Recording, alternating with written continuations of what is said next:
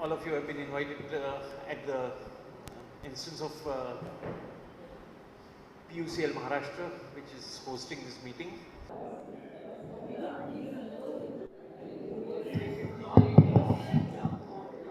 What? Pot.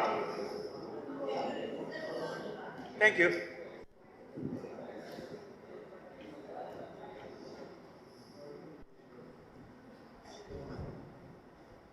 Okay, friends, thank you all for coming. I invite all of you have been invited at the instance of PUCL Maharashtra, which is hosting this meeting. I will not speak much, so don't get worried. We have three excellent persons here on the panel. Manoj, Mitta, whose book is going to be discussed today, was initially started as a journalist, was a legal editor in Times of India. In 2015, he realized what was going to happen to journalists today. So he gave up journalism and started writing books. Even before that, he was writing books.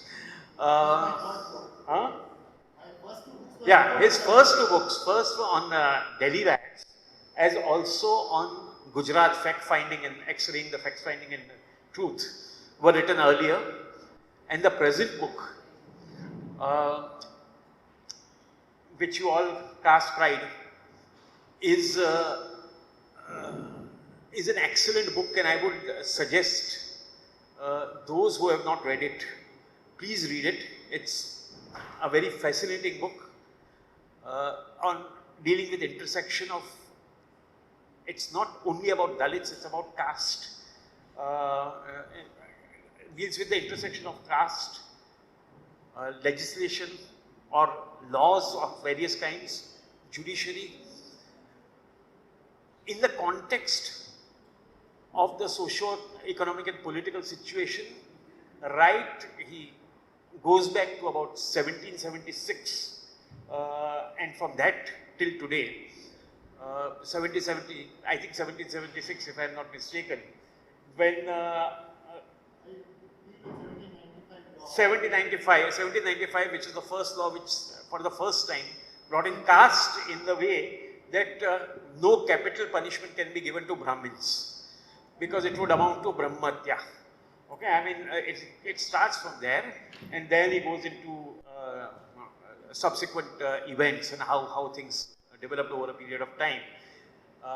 I'm sure they will talk about it much more, but as I said right in the beginning, it would be I'm sure it will be very interesting if all of you don't circulate the book, but buy one each, and they are available today at 20% discount. He is not giving me any discount, but it's generally available for 20% discounts to everybody who wants to buy, correct? No additional discount to me. No, okay. Then we have Anand Tiltumde, who is a long-standing scholar on issues concerning caste, issues concerning Dr. Ambedkar, issues concerning various other concerns of Dalits. He is also a very active social activist, which of course led him to spend some time in the jail, which gave him more time to write. And that's Anand. He's also, of course, professionally he's in a different, this thing, he's into metadata, and I don't know how to describe it. So if at all you want to describe it, you can describe it. Okay. So that's the second thing. Third is Dr. Vandana Sonalkar. She was a teacher in economics. Her main subject was economics in Aurangabad for a number of years. Then she joined as a professor of women's studies in Tata Institute of Social Sciences. And since the 1990s, her focus of research has been gender and caste. She has done a lot of writing work, but two of the most prominent, she also does a lot of translations. Two of her translated works, one was We Also Made History by Urmila Pawar and Meenakshi Moon. And second was Memoirs of a Dalit Communist R.B. More, which was translated by her. She has also written a book which is titled Why I Am Not a Hindu Woman. That has been translated into Marathi and Tamil. So we have a galaxy of people today. I will first, the way we are going to follow is that first Vandana will introduce the book, and then Anand and Manoj will have a conversation around the issues, after which we will have comments, question, answers, etc. etc. Vandana. Thank you. Thank you for inviting me and giving me an opportunity to read this book. Which I actually came back from Delhi yesterday. I had bought the book, I read it over there, gave it to my friend who I thought she should read, then downloaded it on Kindle and tried to look through it as much as possible. But I found it fascinating. What is very interesting about this book, it is, I suppose one can divide it into two parts, the colonial period and the period after independence. And as far as the colonial period goes, you know, there are a lot of myths about this colonial period and the question of caste. The fact that in our constitution we declared untouchability to be abolished. Later on we have had other laws on caste as well. Then there is also a view that many Dalit Bahujans recognize, going back to the time of Mahatma Phule, that in fact the coming of the British at the time when they did come, when, for example, the Peshwas were in power in what is now Maharashtra, and in a period when Shudras and Dalits were subjected to the worst kind of exploitation and humiliation. And in fact, the coming of the British opened the doors a little bit to some kind of reform. Because there were many among the British rulers who expressed alarm at the practice of caste.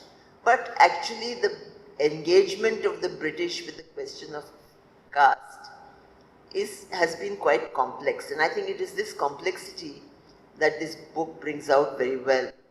And it is, I think it also brings home to us that it is not as if the problem is the problem of Dalits, who are the marginalized among the castes, who are in fact called the Avarnas, who don't even fit into the four Varna structure.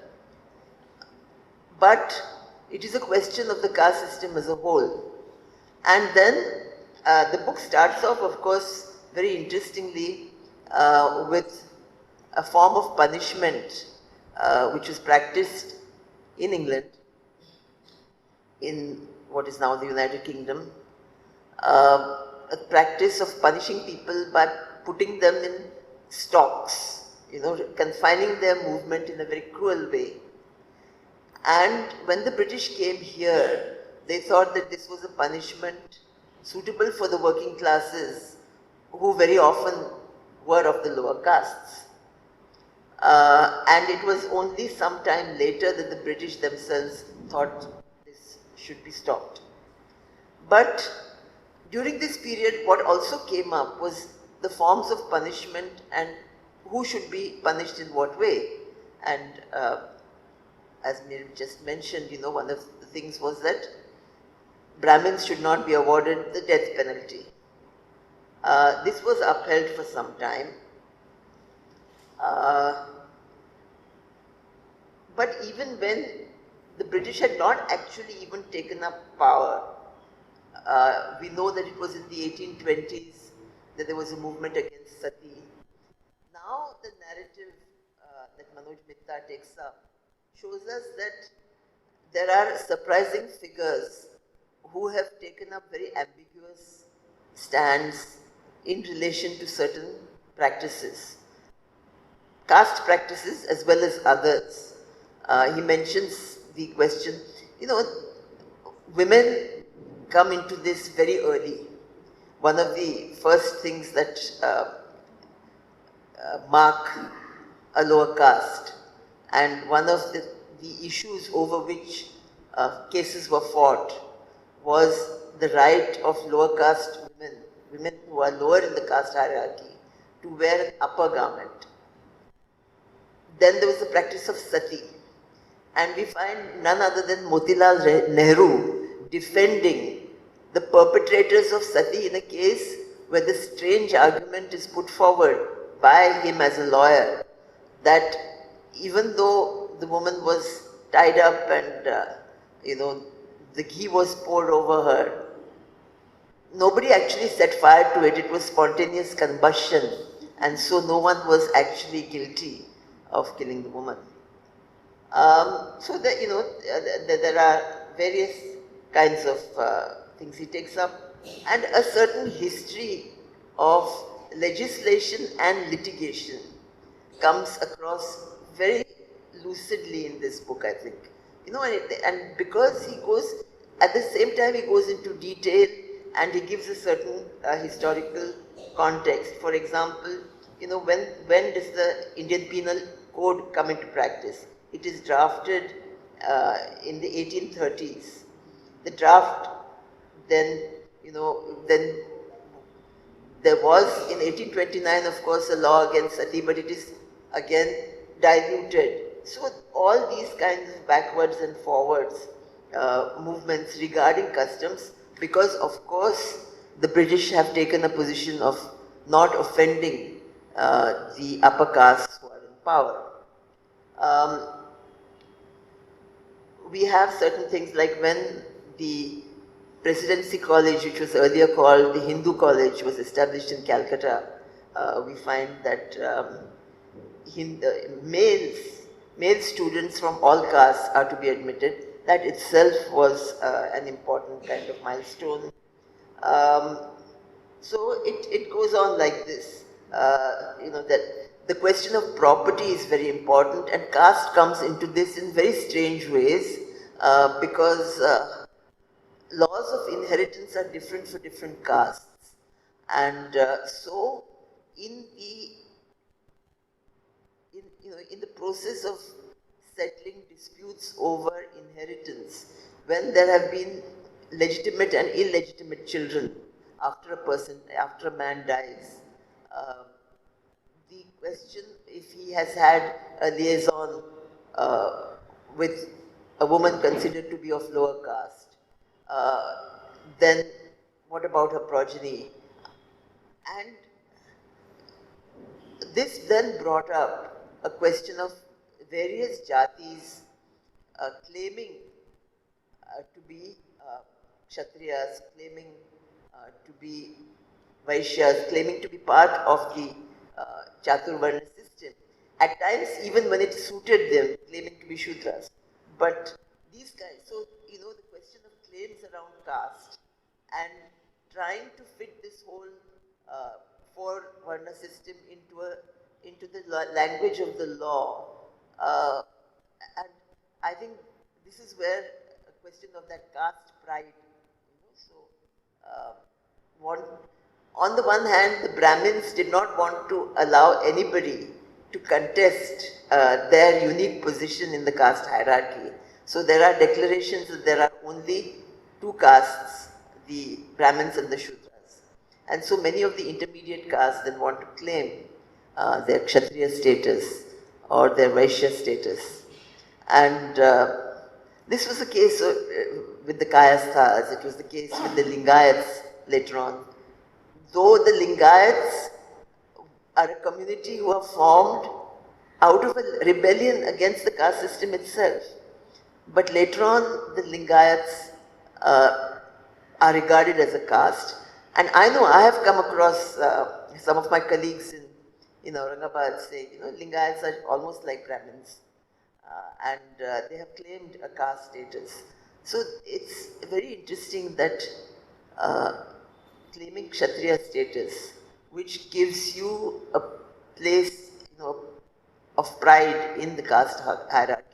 This is where, the history, even though many people belonging to these castes may not be aware of this history as such, it forms a part of a kind of a collective caste ethos, which is still very much alive today, I think.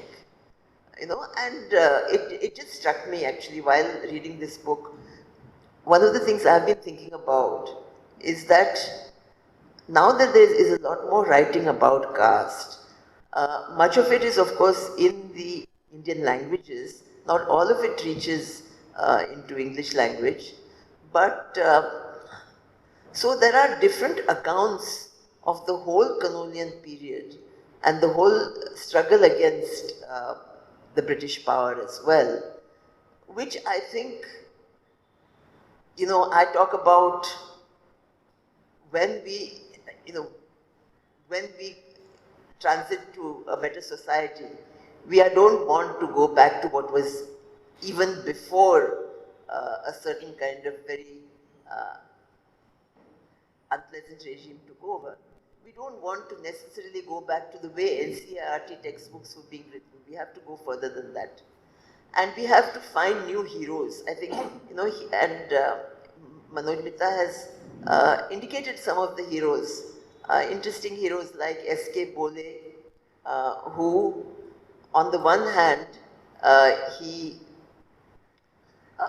was one of the first to try and bring the right to use water in public places as a law when he was legislator in the period when the British had opened up a certain amount of governance power to Indians. And later on also he was responsible for drawing up a law on health. And he was from the Bhandari caste, which is something I learned from Manoj Mitta's book. Among the OBCs, who many of them today are supporters of a regime which very much wants to preserve caste hierarchy, they should be reminded of the progressive parts of their own history. The caste that I was born into, which is called CKPs, who were, many of them were scribes even in the regime of Shivaji and later. They also claimed the status of being Kshatriyas. But what is interesting is that there were many CKPs who were with Dr. Babasaheb Ambedkar when he was fighting for the right for Dalits to use the water of the Chaudhar reservoir in Mahad. And when that whole protest, that whole satyagraha was organized, there was Anantrao Chitre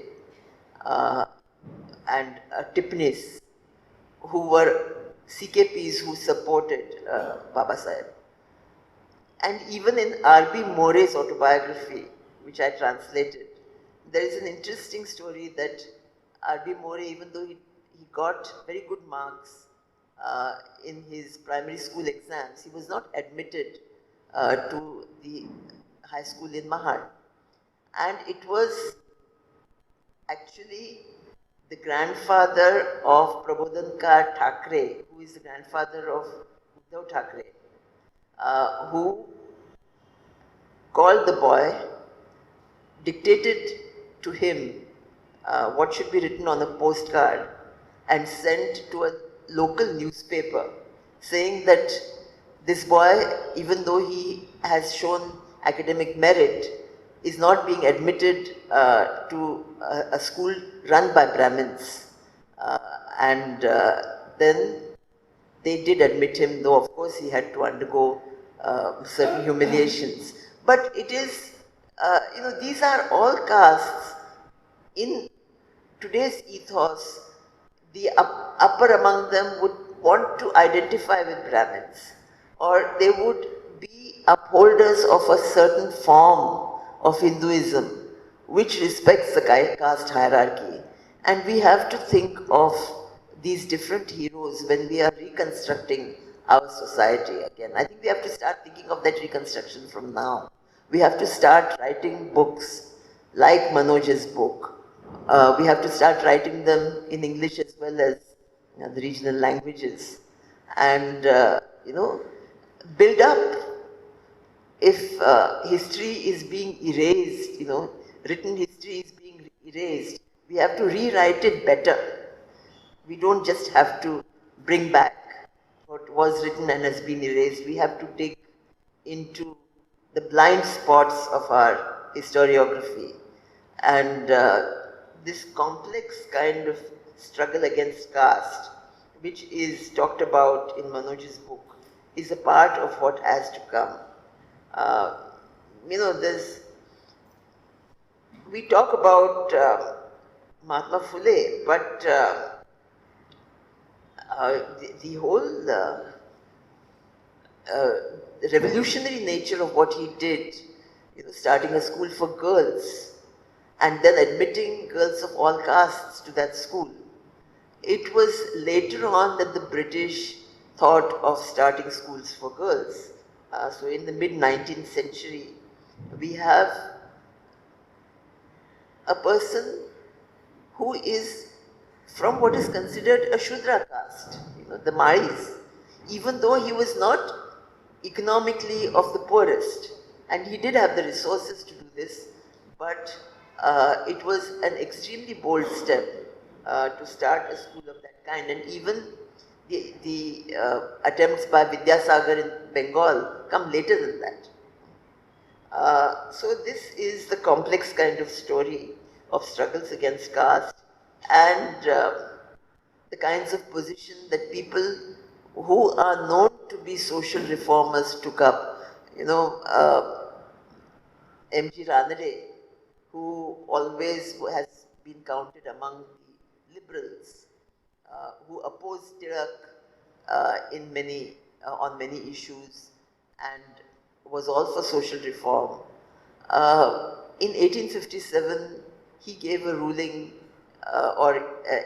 he advocated that Brahmins should have the sole right to perform weddings and other rituals.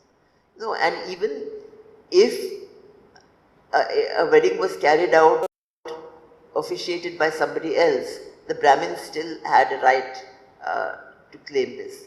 Now, these are the kind of arguments that come, and if you read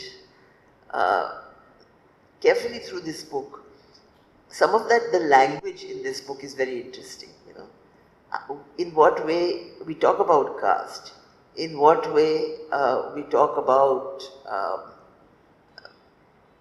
caste identity, and how this is then framed in legal language. And it's a very intricate thing to legislate and on the matter of caste and to carry out litigation and to judge cases fought on questions of caste. So this translation of a social inequality and a hierarchy and the prevalent understanding of the justification of this kind of inequality, to translate it into legal language. I came across something when I was in Delhi just now. something similar in terms of gender, which I mean, I thought that there is a parallel here. For many years the women's movement has been talking about the invisibility of women's work, especially in the house.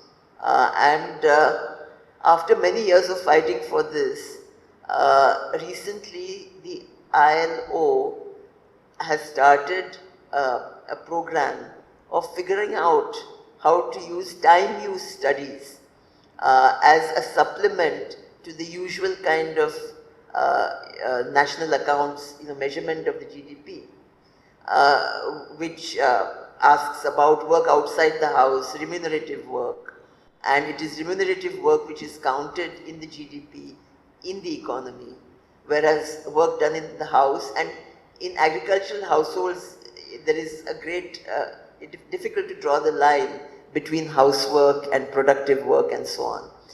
So one thing which, a practice which was started many decades ago, I know of people who were doing it in the 1990s in India, time use study about how, what a person is actually doing from the time they get up in the morning to the time they go to bed at night, which then reveals the actual participation of men and women in work. What I found interesting is that now trying to include this and kind of make it complementary to the usual ways of counting income and national income has run into similar kinds of problems, because who are the enumerators? Who goes into a household to find out how the day is divided and what work is done? Who are your respondents? Will the wife speak honestly about this if the husband is present, and so on? It's a similar kind of thing where that the accepted, traditionally accepted division of labor between men and women in the household, if you try and now bring it into the language of economics, you run into problems. Similarly, a deeply entrenched division of society on the lines of caste, which is religiously sanctioned, which is deeply in the consciousness of people, to bring it into the courts is one way of dealing with it.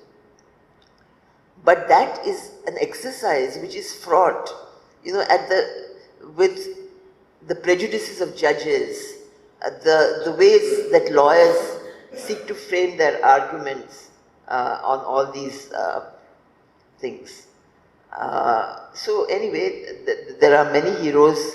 One unlikely hero of the anti-caste kind of struggles is Sardar Vittalbhai Patel, who as early as 1919 apparently tried to enact a law that allowed intercaste marriage as a form of Hindu marriage, and this comes much later in the Hindu Code Bill that that Baba Saheb Ambedkar proposed in 1947, and of course, though the Hindu Code Bill was sort of shot down in Parliament and Ambedkar resigned, these laws did come in later on.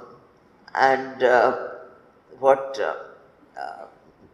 Manoj Mitta talks about, 4 kinds of anti-caste legislations regarding personal laws, marriage, adoption, divorce, guardianship, inheritance, all these matters. Again, these are very much, embroiled in the whole mindset of gender and caste which we live with. The second part of this book, of course, goes to the post-independence period and is talking much more directly about violence. And I think there is a link, you see, between the kind of issues which are dealt with in the first part of the book, which are not all of them concerned with out and the worst form of violence, but which go to show that caste is endemic in society and is endemic to the way we think about ourselves and our relation to others. And then this part where he takes up certain very notorious cases in the post-independence period, starting with the Kilvenmani massacre in Tamil Nadu in 1964, and going through various cases which, without exception, the mass murderers are acquitted, and the kind of arguments which are put forward. So I think you have to read the book in order to understand the details of these arguments. But one thing that struck me, just that very often the act of acquitting the accused also involves casting aspersions on the testimony of eyewitnesses. And Dalit eyewitnesses who have actually seen the massacre take place before their eyes and have somehow survived are in the courts, their testimony is not believed. They are considered to be liars. Yeah.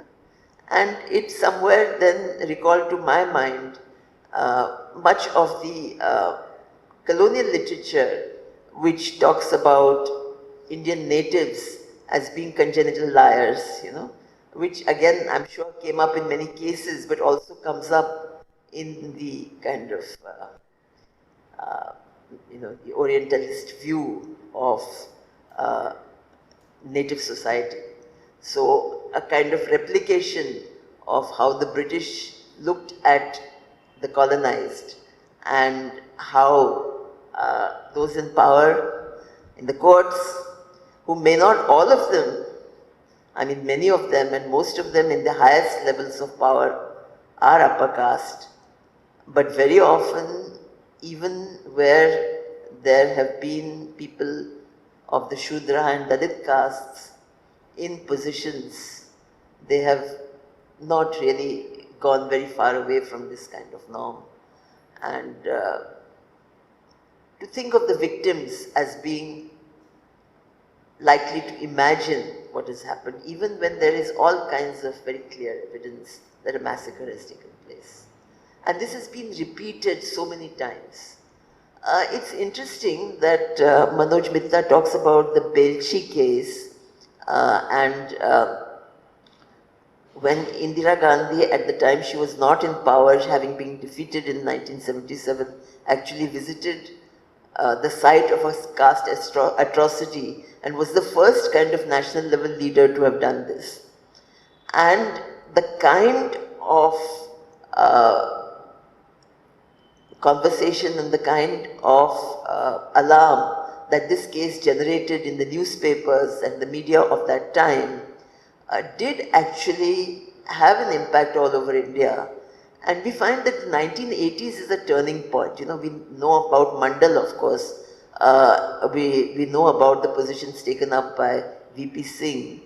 But there is a kind of building up of Dalit assertion particularly. And this begins to show a certain kind of change.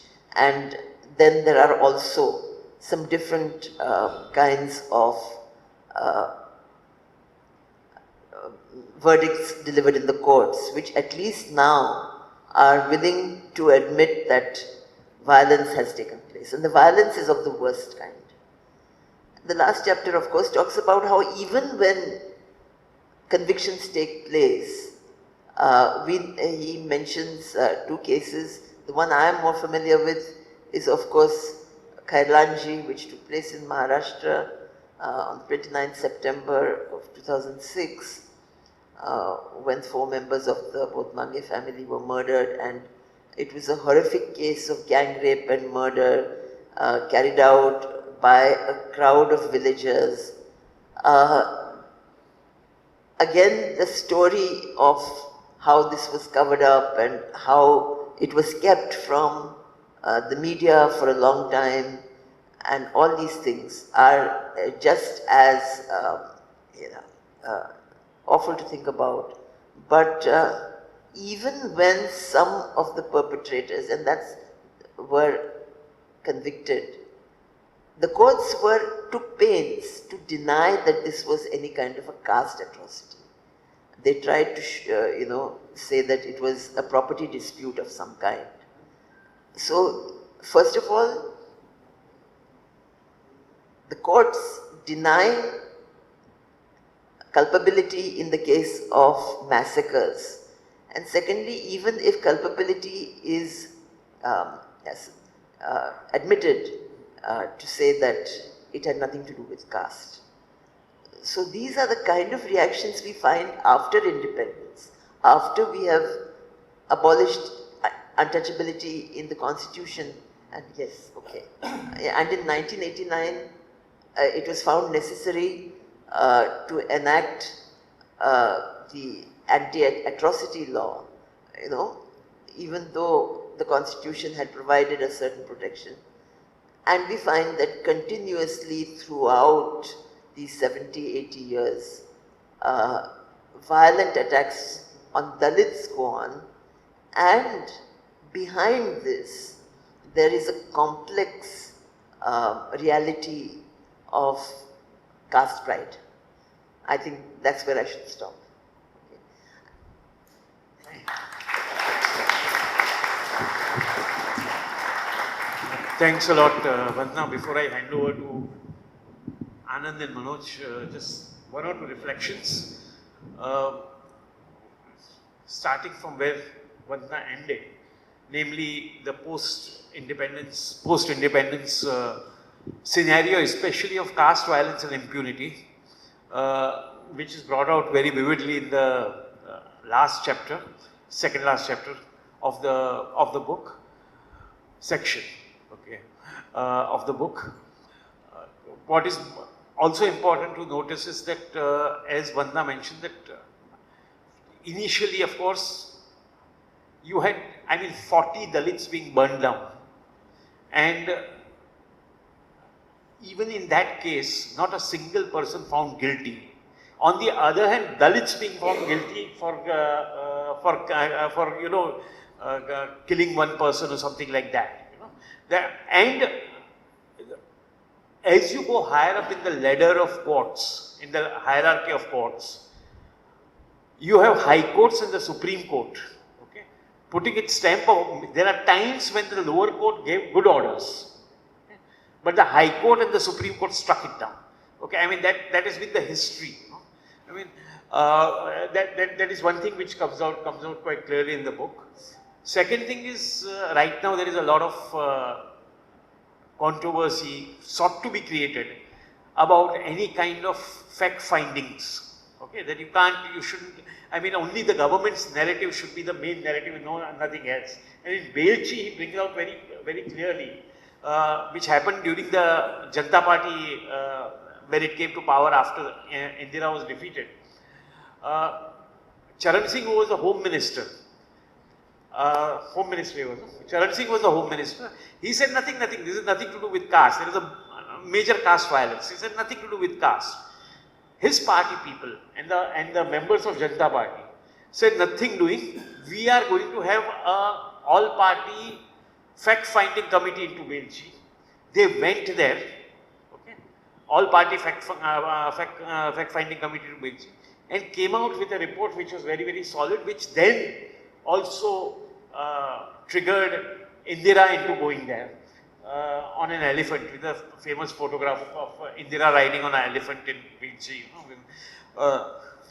So fact-finding was something which this very government, including the present establishment, had taken part in, okay, to counter the state's narrative, okay, which was at that time Charan Singh's narrative that nothing, no caste atrocity, etc. So that's something which we need to remind this establishment also from time to time. Second thing, when you discuss, please also mention a little bit about, see, there was a Caste Disabilities Removal Act in 1850 which was brought in, okay? And in 2015, despite repeated law commissions not saying that this should be repealed, the Modi government repealed that act, okay? After 175 years, they repealed the act, the Caste Disabilities Removal Act. So that's also something which is fascinating, which comes out in the book, apart from various other things. Now I won't speak more, now I'll leave it to Anand and you are going.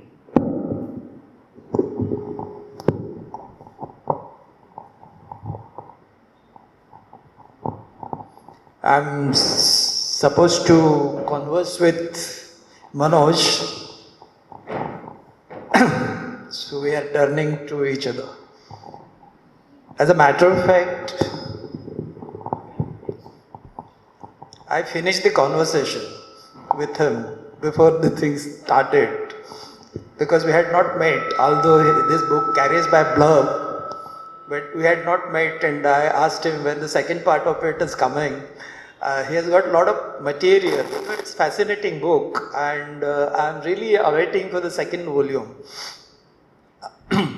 She's got a lot of material, and he's probably writing the second part of it, right? So as a matter of fact, there is nothing much to converse with, but I have certain things to just tell him. Maybe he has answers to that because he has put in a lot of effort to understand the caste processes. It's beyond book, okay? Let me firstly say it truly a path-breaking and spectacular work, and congratulations for that. Path-breaking in sense, the way caste is generally written on or written about is a very stereotype, So one day, recently, I was asked to speak on caste, and the person who organized it expected me to start from how the castes are originated and all that. And this is the way, but typically that runs, as if you actually get the roots of the caste, then you are going to boil them and probably eat. I don't understand what the use of it, because it started somewhere in a very obscure antiquity, and what is the use of actually tracing at the origins of caste?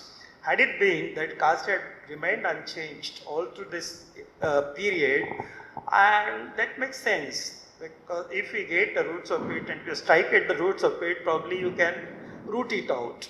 This is a very simple logic. But it has not been so. Castes have been evolving all through. Castes have been changing, And as I typically say in my mathematical way, that caste in course of time actually acquired a self-organizing, self-regulating characteristics. What we call as cybernetic system. I did my doctoral work on cybernetics when it was hot, and now people have forgotten because cybernetics is gone in everything. That whatever you call an advanced technologies, there actually it has entered and it lost its own identity. So that's why cybernetics is not known, but it's something like a system science, and that I worked on. And I found in a social systemic terms, I found very weird kind of parallel in a caste system. It just self-organizes. The kind of environment it gets, it actually adjusts itself, and it keeps operating. People thought, like Marx for that matter, thought when railways were being built in India, that time he thought that once the railways come and then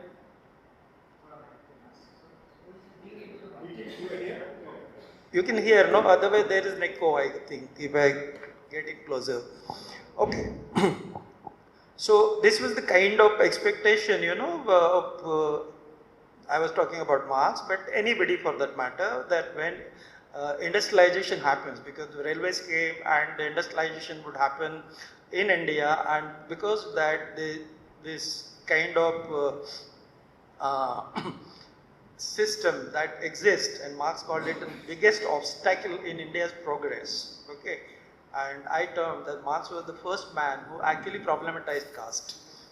I did not get a reference that anybody before that has problematized caste. So let me, because there is a lot of thing goes around Marx, Marx has become an enemy of the anti-caste people, So it might be a feed for thought. So this was what was expected. But it did not happen, technologies came, now people travel in local trains, etc. And you do not know who is what. People rub against each other, to get into the local train. Caste adjusted. We cannot say even a bit that caste has really come down. As a matter of fact, over the years, and particularly whatever that has happened during post-colonial times, when we celebratedly abolished untouchability, etc., and there is a common felt notion in people's mind that the caste also have been outlawed. The caste has been outlawed in the constitution, etc. So that kind of notion people carry, but despite that, my observation is that today India is more casteized than ever before. It was never like this in the history. Because caste was a way of life, or what Supreme Court in some context said. It was something like that, that people got accustomed to particular way of living, and it was just a fossilized village society, so they behaved that way. Now, I'm not going to touch upon how it is. Oh, really? Oh, I'm sorry. Take it. Is it okay? So what I was talking about is that caste actually adjusted, and I made a provocative statement that India is more casteized today than ever before. And that perhaps is the truth. Because castes earlier were not like this. The castes were the way of life people lived. They did not have any sense. The people are not to be touched, that's all. The people who were not touched also knew that we are not meant to be touched. So this way it was an internalized kind of cultural way the caste remained. But now it is not. It is very, very what would you call it? Very vicious way caste operates today. So I would come to this thing. The Manoj has written very elaborately, and there is nothing much to talk because I just praised it. The way he has written this, the way he has tackled this subject, I really admire him. It has actually yielded already a lot of lessons. That is a very broad lesson that caste pride also suggests. The title itself suggests that how this entire legislative and judicial processes have been prejudiced against the social reform per se. I would not call the entire book is not per se against caste, but social reform, and social reforms is actually boiled down to caste in India. So that way he has dealt with this thing, and already there are lots of lessons. One of the things that I find is that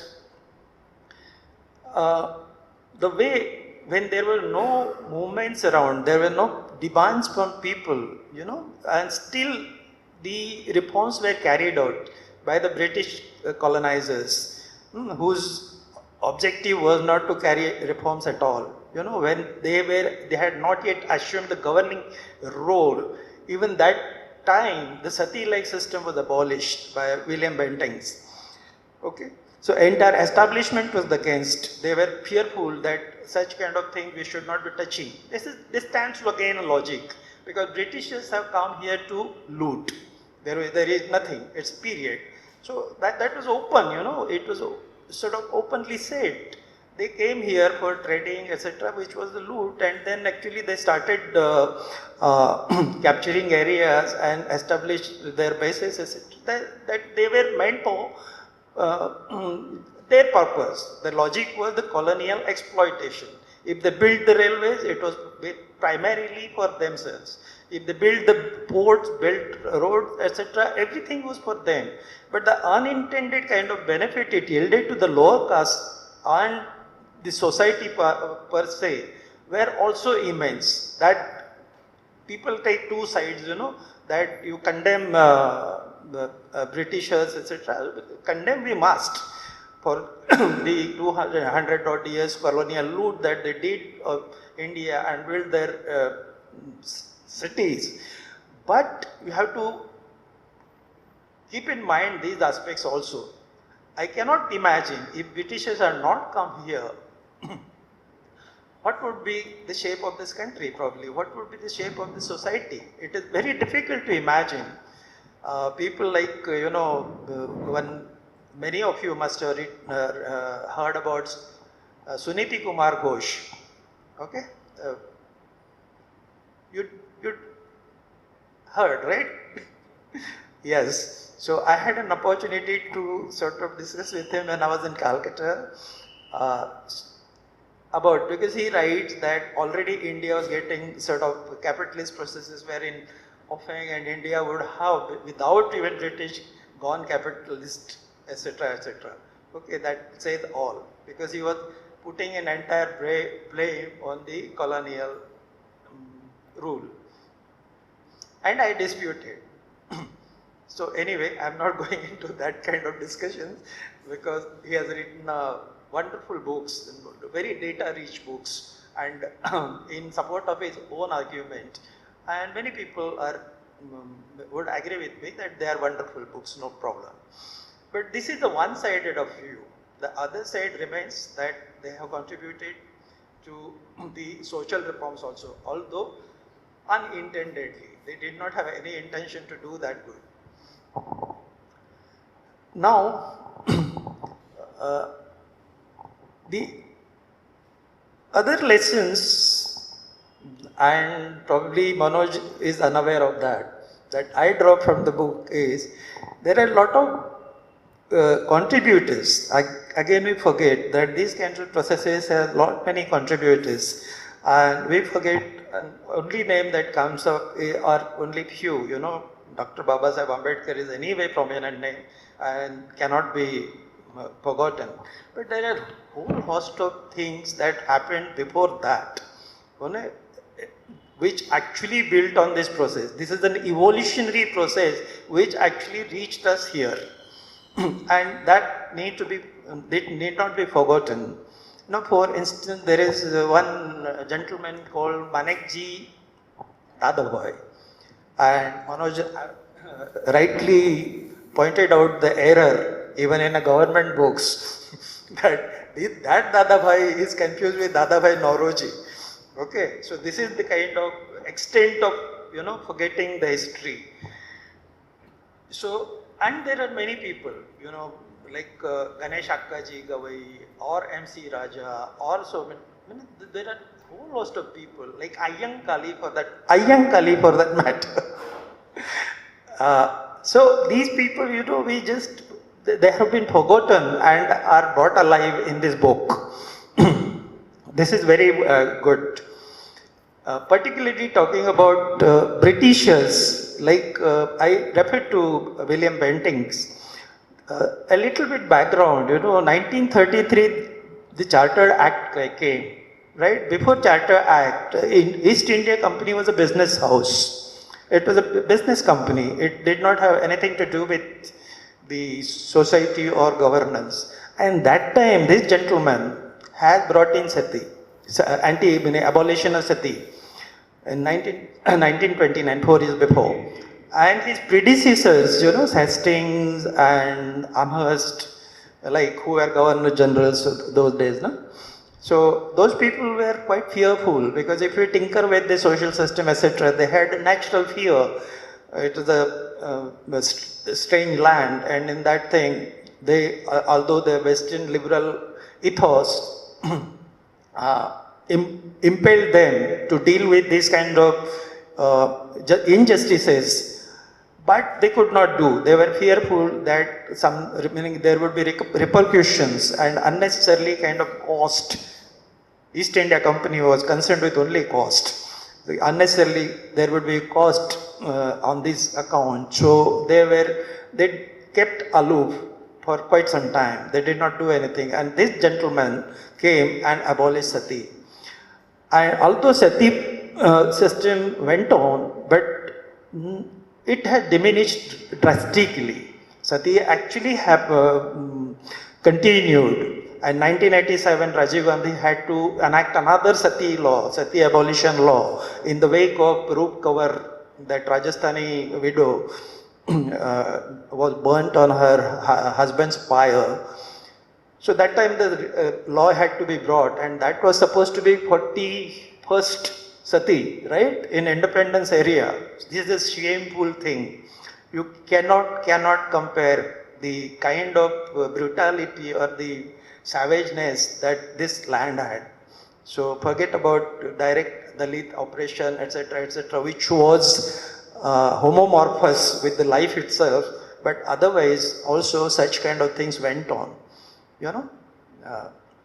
And there are the kind of narrative that these people sell these days under the national civilization, all that kind of big talk, you know, this needs to be seen in this light. Now I would come to my own doubts. I'm probably in the mode of conversation with Manoj. Let it be beyond book. As I said, it's beyond book. Now we say that one of the points that runs through the book is that this how the legislative, judicial system was prejudiced against social reform. Okay? Is it not an axiom that these prejudices still run unobstructed? And as I already said, that probably they have gone in, meaning increased in their pervasiveness, if not intensity. Okay? So, where are we? You see any, it is not confined to legislation, judiciary. Mihir also touched upon what goes on in higher so-called constitutional courts, etc. So these prejudices are not confined only to that. This actually touches upon everything, like all institutions of state as well as civil society. We do see that caste consciousness runs so pervasively everywhere, as if like there is an air, you know, in this country. So what are we talking about? Is it not one way an axiomatic?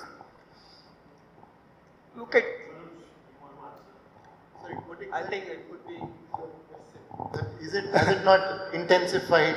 It's an axiom like that caste consciousness is everywhere. You know? Yeah. So you're asking me if I agree with that. So you would say, yeah, take it any way you like. No. It would be great for me. Sure. Yeah, I'll try to answer your question this way. Through the stories that I narrate in this book, because let me clarify at the outset that unlike my co-panelists, I have no airs of being an expert on the subject. I am not an academic. I am merely a journalist, and I come from this tradition of facts being sacred and opinion being free, and we are essentially trained as storytellers. We believe that storytelling can be very effective in conveying our point. We don't necessarily theorize. We don't, give you solutions. But, it's for you to infer whatever you can from those stories. Stories that are very telling, stories that are unknown. So that's the spirit in which I did it. Now, to refer to the specific question that Professor Teltumbre just now put to me, what brings to my mind is, this point I make quite clearly in the book, that this violence, mass violence that the last two chapters deal with, was a phenomenon that India witnessed only post-independence. It wasn't there during the colonial period at all. It is not something that, say, Gandhi encountered in his lifetime, though Gandhi was so deeply involved in this battle against untouchability. Untouchables in his time did not face this kind of mass violence. The instances that began with, the trend that began with, say, Kilvenmani in 1968 in Madras, that really set the template for mob, attacking Dalits in remote places. And there were, of course, one odd instances like, say, Ramabai colony, which somebody like Anand here has dealt with through his documentary. Barring such rare instances, most of these happen to be in rural areas. And this is a trend that began essentially in 1968. That is, after the lifetime of not only Gandhi and Nehru, but even Gandhi and Ambedkar, but even Nehru. And then this Kelvin Money episode also set a template for impunity, because as was pointed out by Mihir earlier, that when the High Court dealt with it, it exonerated all the accused on the flimsiest of grounds, saying that these are all well-heeled people, they couldn't possibly have been involved in this kind of violence. They are all people who own cars. I mean, it's hard to believe that they could have been there in that village on the street engaging in this kind of violence. Such was the quality of reasoning that was employed, and that again set a template, because you see similar reasoning, right into the 20th century, right into the 21st century. There were these series of incidents that took place in Bihar, Batani Tola. Lakshmanpur Bate deserves special mention because it is considered the biggest ever instance of mass violence targeting Dalits. Some 58 people were killed, and the then President K.R. Narayanan called it a national shame. And then the High Court, when the trial court deals with it, it goes on to award life sentence to a whole lot of people, and even death sentence. It's some, I don't offhand recall the figure, it's some 20 odd people, and it has the distinction of being the case with the highest number of death penalties awarded, by the trial court, more than even in Godra, a case that we are also familiar with because of the role it played in the history of our country, right? So now that same case, when it goes to the High Court, the Patna High Court, and this happened in the 21st century, every one of the accused is acquitted. So this, and again, for the flimsiest of reasons, I won't go into those reasons because we don't have that kind of time, but the larger point I wish to make is that this trend that I was talking about is striking parallel to what US saw in the 19th century. When with the abolition of slavery in 1860s, first through that presidential proclamation and then through the 13th Amendment, then there was a period of reconstruction, as they call it, for a few years. Then there was a pushback from the white supremacists, through which, it took the form of a whole lot of segregation laws. The system of slavery was replaced by segregation because these white supremacists couldn't accept this notion of equality, couldn't, countenance the idea of, blacks sitting at the same table, going to the same school, going to, sitting in the same buses. So they introduced the segregation laws, and when that was challenged in the Supreme Court, there was Supreme Court at that time in US gave a very perverse ruling saying that, so long as there is equality, separation is all right. The separate but equal doctrine that they introduced. And it took 5 decades for the US Supreme Court to realize that what is separate is inherently unequal, through another landmark judgment called Brown versus Board of Education. In 1950s it came. Now that was the trajectory of that country. But the point I'm making here is about violence, right? So this violence that US saw, large scale violence that US saw against blacks, was only after the abolition of slavery. It was not there during the time of slavery because there was an institutionalized legal form of suppressing them. So, and it was something that they would dare not do. And here suddenly when there is equality and when there were these assertions of equality, there was a pushback from supremacists. And that took the form of race riots, that took the form of lynchings. These are all post-abolition of slavery phenomena. Likewise, in India, till there was, a legalized form of untouchability, and that was indeed the case till formally till 1950. And it continued to be the case for a long time because, the then government, this is probably a very uncomfortable reality for us who are of a liberal disposition to face, that, I say in my book that when one looks at these caste battles for equality in Hindu India, as I put it, Gandhi does not necessarily or does not always come across as Mahatma.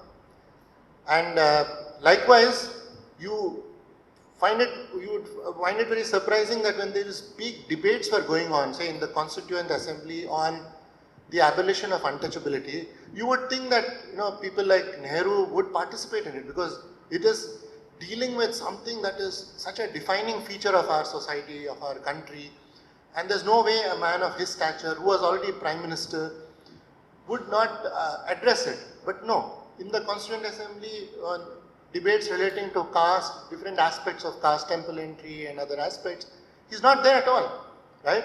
And you see that kind of indifference or this whole, naive assumption that caste is something that will be subsumed by class issues. So over a period of time, modernity will take care of it, or whatever drove that.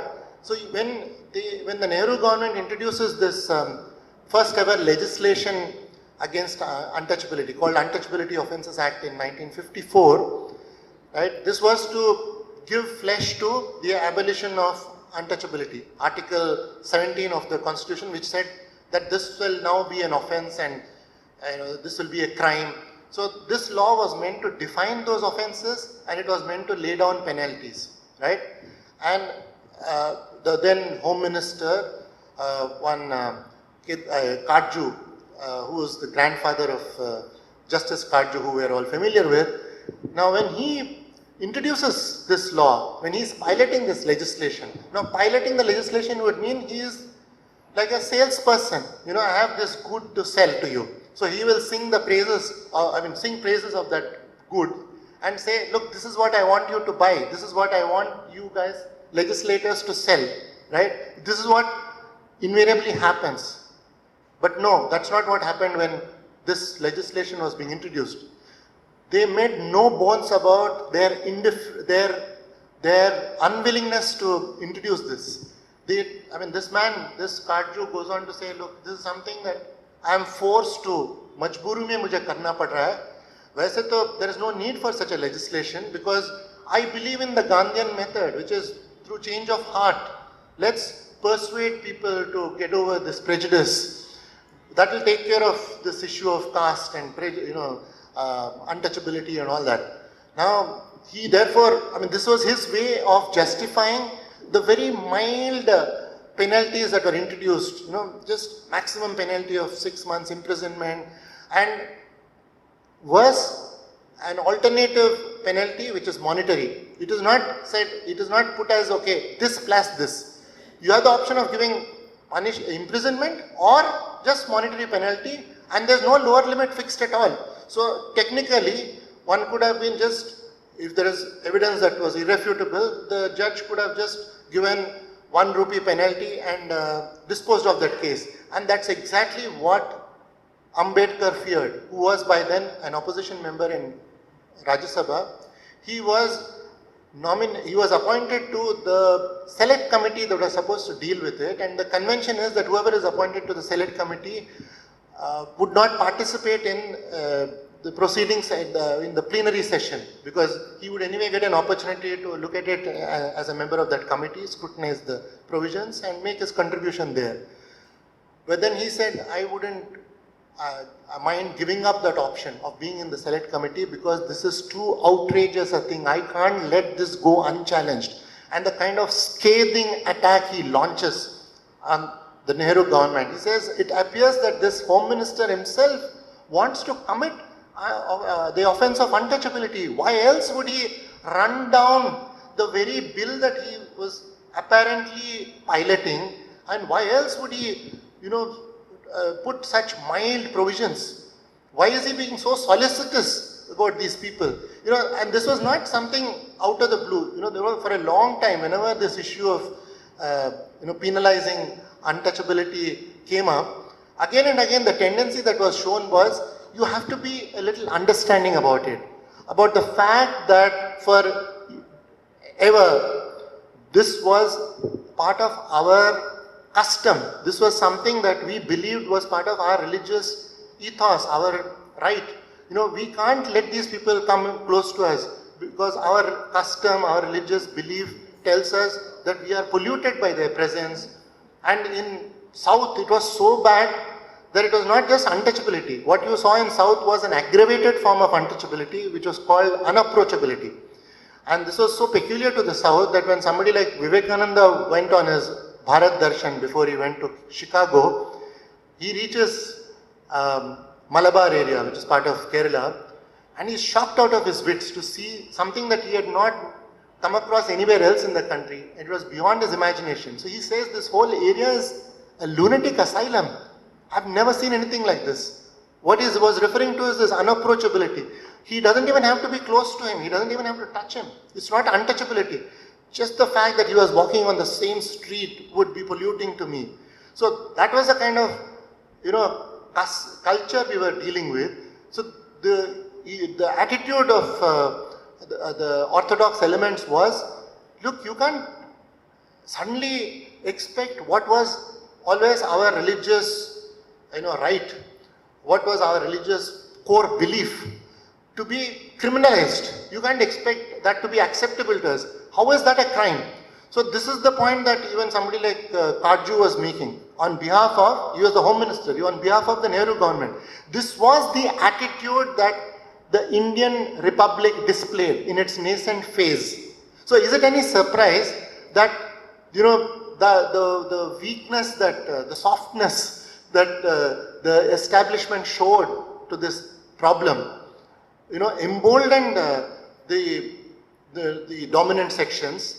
And when under the influence of people like Ambedkar, when these weaker sections were becoming more and more assertive, the pushback became more and more manifest, and it finally took the form of, as I said, the trend of mass violence which started in 1968, right? So to cut a long story short, the problem in certain clear ways have intensified post-independence, post-abolition of untouchability.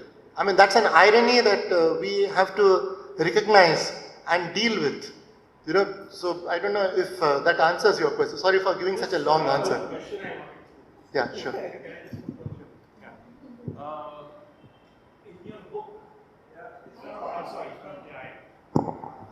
In the book, entire section is devoted to temple entry, temple entry movement. Four chapters on temple entry. Huh? 4 chapters on temple entry. Correct. So, where you are basically talking about the different approaches of reformists, slightly conservative, say different approach of Gandhi, different approach of say Ambedkar. And Ambedkar finally says, "Chodo your temple. I am not a Hindu. Why should I worry about temples, etc., etc." And he says, "Forget about it."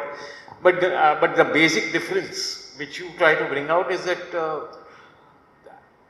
there were certain people who were saying that temple entry, every public temple, people Dalits should be allowed to enter. On the other hand, some reformists were saying, no, let the managing body or let the majority of the upper caste in that area say that we will permit Dalits to enter, then allow Dalits to enter. That is also very fascinating in your book. If you, and there is a Privy Council judgment also which you talk about. Yeah, that came in. About custom. 1908. What was so revealing about, as I said, these are all stories I go into because these stories tell you, uncover aspects that you would not suspect or you would not imagine about these figures who we are so accustomed to seeing in such a reverential light. The reference here is clearly to Gandhi, because what happened was throughout 20s, he was quite an unabashed votary of Varna. there was similar evolution that you notice even in the case of Ambedkar. Throughout 20s, he was, very eager to work on this project of reforming Hinduism, the Hindu framework in such a way that there is a place of dignity that untouchables will have within that framework. Now, it was in that context, there is even one episode that, I don't go into those aspects, but famously some of his biographers talk about an event where he even experiments with putting Jenu for Dalits, right? And then he experiments with temple entry. The most famous one is in 1930, he leads that Kalaram Satyagraha, right? And then he sees, that's really an inflection point. It's a turning point for him because he sees how much visceral opposition he faces from that. Then in 30s, he begins to distance himself from that and he decides to focus more on temporal issues. I don't care, whether Hindus allow us to enter temples or not, because it's, at the end of the day, it's their problem. If they don't want us to enter temples, let them do so. We will focus on issues like education, getting opportunities to be in government, in colleges and so on. That was his approach. And that's the time when he evolves in a different direction. Because what happened was, unrelated to this issue of temple entry, there was that, in the Roundtable Conference of 1930-31, the second Roundtable Conference, that famous encounter between Gandhi and Ambedkar on the question of separate electorate, yields in that, what is called communal award, MacDonald Award, conferring the right of separate electorate on Dalits, and that was challenged by, that was opposed vehemently by Gandhi, leading to that Pune Satyagraha, where he very famously blackmails Ambedkar and others into giving up their hard-fought right for separate electorate. And then, having done so, he feels that moral pressure to make a reciprocal gesture. These guys gave up some rights at my instance. So he then gets the leaders who were party to that Pune Pact, led by his chief acolyte in matters relating to caste, that is Madan Mohan Malviya. They come over here to Bombay and they pass a resolution dealing with the kind of reforms they are now want to work on, including temple entry, right? Now, there are differences between the two that emerge on whether there should be legislation on temple entry. Gandhi also, to begin with, said, okay, so what I'm trying to say is, throughout 20s, he was opposed to temple entry because he felt that as a votary of Varna, he can't allow that to happen. Avarnas would pollute a temple, and he was quite happy to accept that kind of a retrograde view. But post Pune Satyagraha, post Pune Pact, he begins to open up to this idea that they should be allowed into temples, but not as a matter of right. By then, I talk about, among other things, there's a chapter on Ambedkar's Forgotten Bill. It's one of those, by default, every chapter of mine makes, this might sound like a bit of a brag, but every chapter of mine has quantum leaps in terms of new material. And this is entirely by default, because some of historians, sociologists, or other academics, though they go to the very same archives that I went to, though this material was all hidden in plain sight, somehow they did not deal with these legal aspects. It could be for any reason. It could be because they felt out of their depth, going into the intricacies of what courts have said, or the debates on the provisions of legislature. For whatever reason, they didn't deal with it. As a result, a big achievement of Ambedkar, one of the most scrutinized and valorized figures of the 20th century, he pulls off one great feat, which is in 1929, he drafts the first ever legislation against untouchability, and more specifically on the question of temple entry, because he realizes, over a controversy that takes place in Bombay, not very far from where we are sitting, in a temple called Bhuleshwar Temple. Apparently it's a God Saraswat Brahmin temple.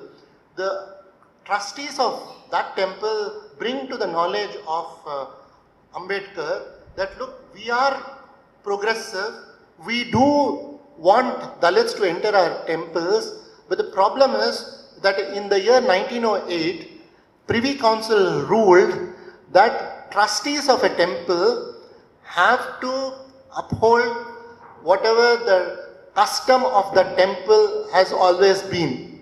You cannot change it at all. If you change it, then you are guilty of breach of trust. You are personally liable to all sorts of offenses. So this has made it impossible for us to carry out this kind of a reform. So we need to overcome this judicial hurdle by bringing about legislation that will get around this problem. Now this was something which Ambedkar comes to know in 1929, because till then he also took the view that, look, it's just a matter of you are being open to this idea. Why can't they just have that right? Equal right. Then they said there is this problem. So he actually drafts a law specifically to overcome that Privy Council judgment, right?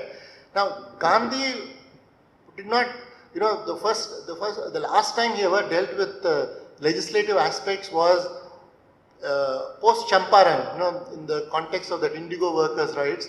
He admits that that is the first time ever I dealt with it, and then after that I took this policy of non-cooperation.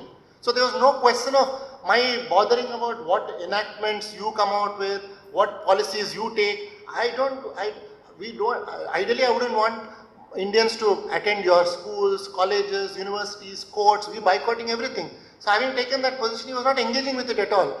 But then post Pune Pact, he realizes that there is no way this temple entry problem can be overcome unless you deal with this Privy Council judgment.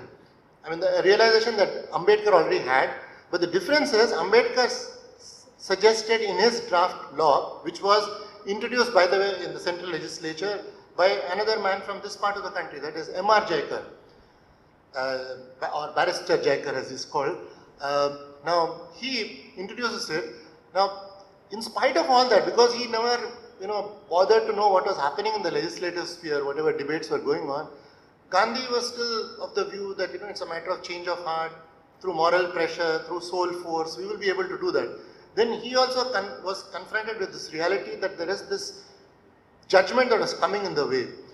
Now, by then he took the view that, okay, temple entry post Pune Pact, we have to make a reciprocal gesture, so we will allow, but not across the board, not as a matter of right. What we will do is, case by case, if in a given temple, so he actually carries out that experiment of his. In the last quarter of 1932, that is immediately after Pune Pact, there is a referendum that was carried out in Guruvayur temple among local devotees on the question whether they were open to Dalits being allowed to enter their temple. And it so happened that the Gandhians of that area worked very hard in preparing the ground for that, and apparently the vote that was a poll that was a referendum that was held by Congress party itself went in favor of opening up that temple. So he then says, this is the model that I want to be applied. This is the model that I want to be passed as a legislation. What should the legislation do? Not adopt a rights-based approach, not say that, okay, Dalits like other Hindus can enter temples.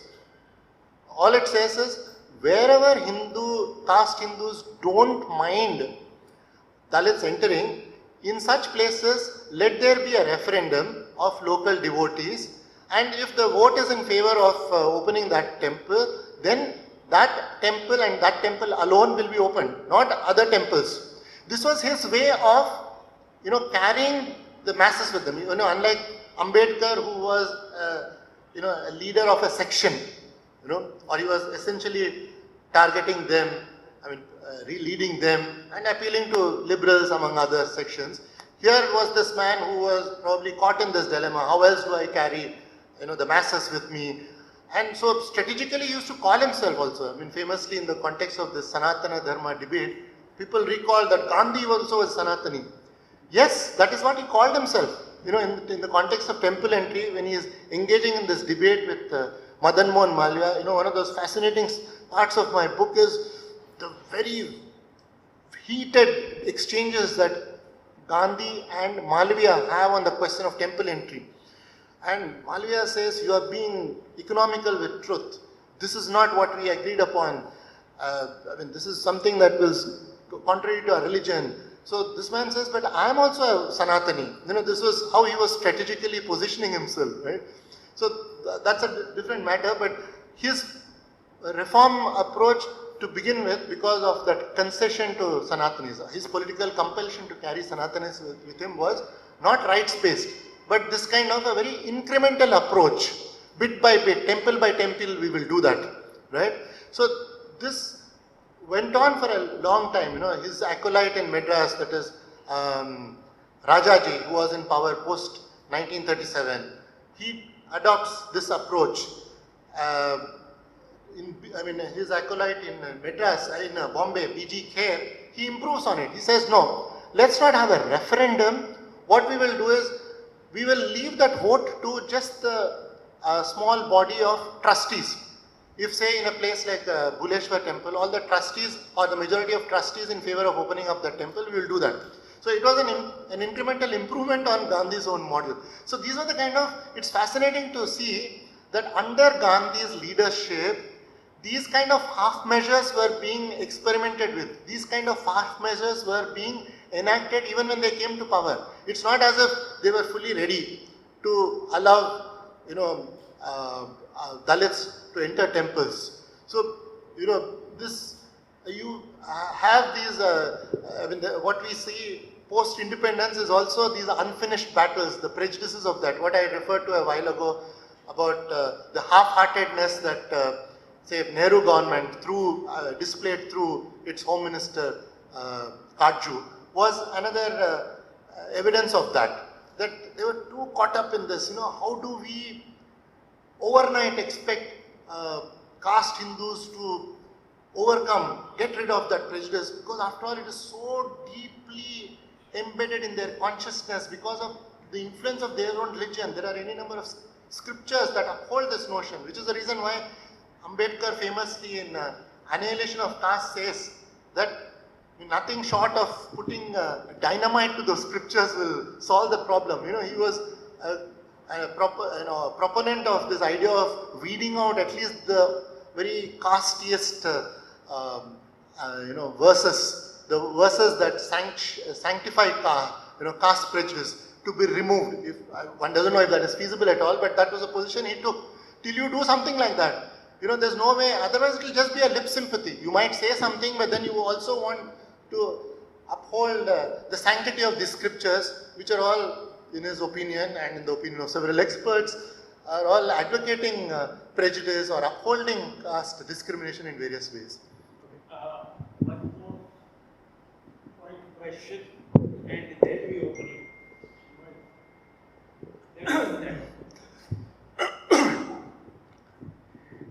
Yeah. No, this was not to be answered. This was just an observation. I said, initially itself it's beyond book. So that's not a question at all. The another observation now, since he has brought me to the post-colonial era, there is something like, you have to sort of problematize. Now here again we differ because journalist creed is, the facts. Facts are sacred. And my last profession has been data scientist. The interpretation is sacred. So there is a phase difference. But whatever data is before us, now you have to see it through between the lines, how the things have been done. And this actually escapes everybody's attention. The most intellectuals also are not noted. Now, Constitution has abolished untouchability. It is the fact, and it comes clear through the book, and he said it elaborately, that all the Hindu reformers, upper caste Hindu reformers, were against untouchability because they were embarrassed by such kind of inhuman system being in existence. So untouchability, everybody wanted to go, but none spoke against caste. And Gandhi perhaps best illustrates the thing. In Constitution also, Article 17, they abolished untouchability. Now, how now just think, and this is a very simple logic, untouchability being just an aspect of caste, it's an integral part of the caste. If caste survives, how untouchability would go? And this is the reason, why I said that India is most casteized today than ever before. They had an alibi for about caste, and that was that they wanted to do social justice to the lower caste, scheduled caste, namely reservation. And because of that, the caste were to be preserved. Actually, no ruling class will let go of the weapons in their hand to divide people. And during colonial times, the caste and religion were proven weapons to divide people asunder. And they needed to preserve it, and that is precisely what happened. So very, very celebrated way, they abolished untouchability, but they preserved caste. Not only that, the reservation clause that they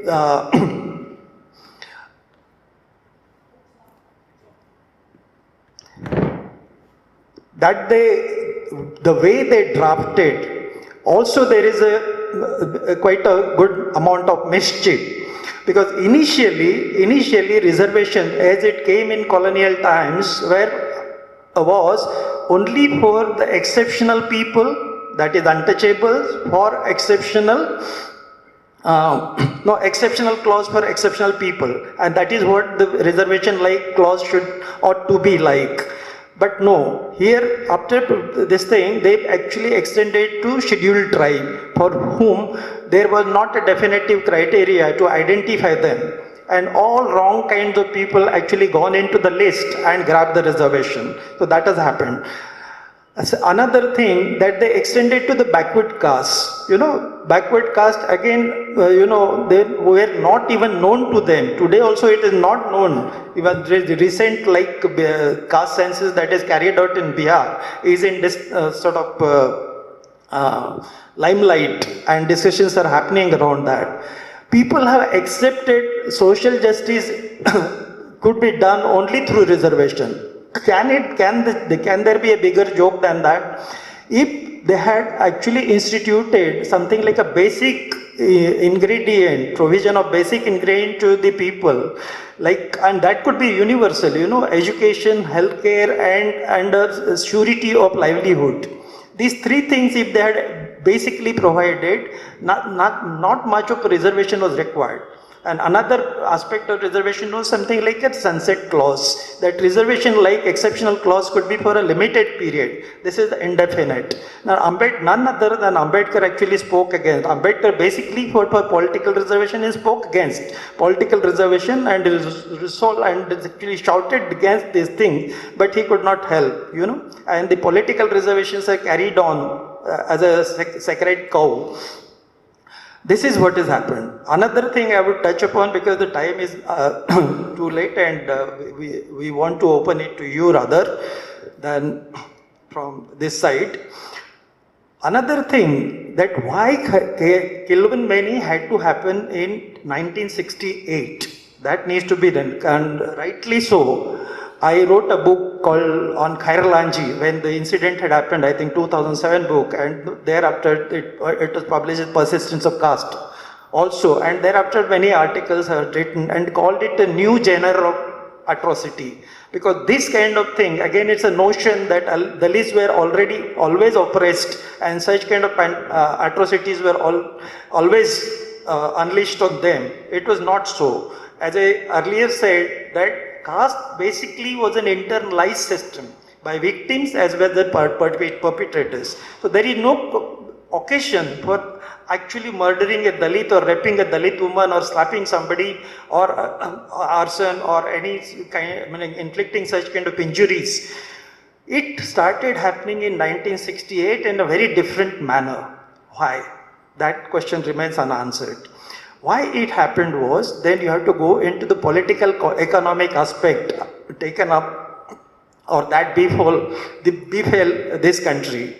Immediately after 1947, they actually undertook the land reforms. There was a hunger for land everywhere, and that was a promise made during freedom struggle. So land reforms had to be taken. But the land was a state subject, and the central thing they legislated and actually passed on to states, and it was variously implemented. Nobody knows for sure how land reforms have taken place in India. That is the thing. The land reforms, the way they have taken place, and again you could find out some pocket where it has not happened in that way, but in broadly, and people are in agreement, the broadly what happened was the erstwhile tenants of the landlords became sort of owners of the land. The land was given to them. Okay, landlords were displayed, landlords, but typically belonging to the Brahminic caste, either Brahmin themselves or some such caste, actually were displaced from the villages, and the baton of Brahminism actually came into the hands of the Shudra, the new landowners. Followed by Green Revolution of the capitalist strategy to increase the productivity of agriculture in name of productivity, because they would always project like that, some such kind of sellable kind of proposition, but underneath there would always be politics playing. So with Green Revolution, there were huge productivity gains accrued to this new land owning people, and a class of rich farmers were created. What are the politics behind this? Because Congress, although in power, did not have assurance that they have something like a control on a rural land, and they wanted something that they needed to create an agents, the extended hand in the rural areas. So this became sort of the class of rich farmers became that. And these rich farmers, the surplus of agriculture started flowing in many kinds of industries, they became petty bourgeois, etc. And Green Revolution flooded the rural area with capitalist relations. Like markets came up, money markets came up, like credit market came out, input output markets came, service market came, all kinds of markets had come up in rural areas. So that became, but they preserved caste, because caste had a utility. They could, with caste, they could suppress the thing. So the wages of the Dalit who were going to work on their fields. So it be purely a capitalist logic that operated, and Kilven Many is an illustrative example where actually the conflict came through the wages basically. Okay, that the Agriculture Workers Association versus something like a Paddy Producers Association owned by Naidus, typically a Shudra caste rich farmers, and typically the Dalits. Actually it was a class contradiction, but given way through the known fault lines of caste, and became a huge caste atrocities. And this way those 42 women and children majorly were burnt alive. And all that followed is in the book, how the courts behaved, and all these things. These need to be understood. Thereafter, these kinds of atrocities followed, meaning, and they are happening. Something like 50,000 odd atrocities, and they are going like a Sensex, Every year it increases with certain growth rate. So it is something like hovering around, because it hovered around 50,000 per annum for many years, for decades rather. And typically it is said, 10 Dalit women are raped every day, and 3 plus Dalits are murdered every day. That is the extent of this atrocity and injustice that is going on in this land. And so I'm not going to stretch it, this thing, and it is not again a question, Manoj. You want to speak, you are welcome, but I would hand it over to Mihir. Any final words before we open it up? There's another one.